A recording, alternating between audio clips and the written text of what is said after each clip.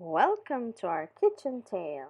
Ngayon po, tayo magluluto ng paksiw sa gata. We need few slices of fish, a medium size of onion cut into strips, 1 medium size of ginger cut into strips,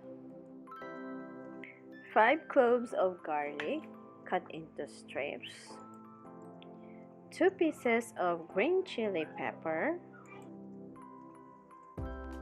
1/4 cup of vinegar, 1/2 cup of coconut milk. Optional po yung konting dahon ng sili. Now, let's start the cooking. Unahin po muna natin yung ating fish.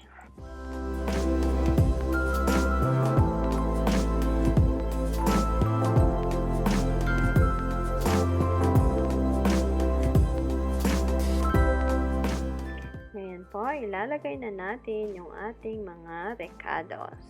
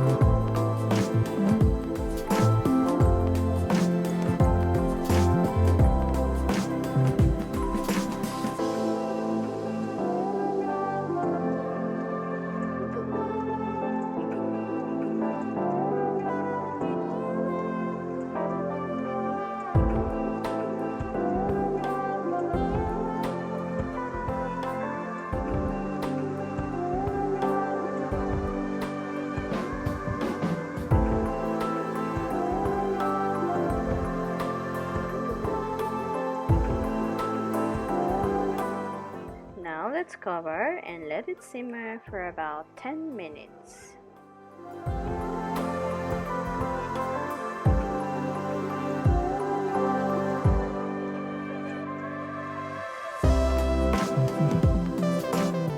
Okay, kumukulo na po yung ating paksiw. Ngayon, ilalagay na po natin yung gata or coconut milk.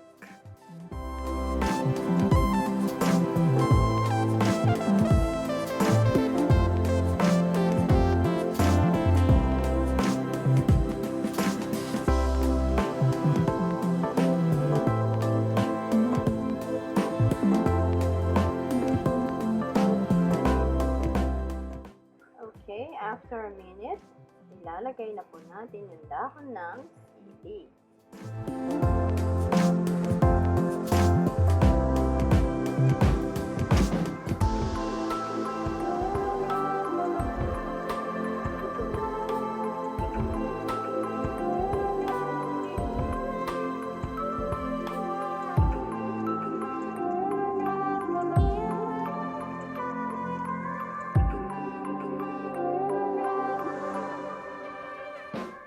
Maximum time po ng ating pagluluto is 15 minutes in a low fire kung gas range po ito.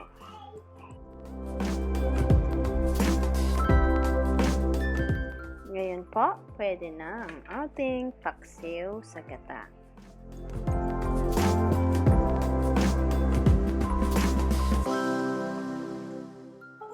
Ito na po ang ating finished product.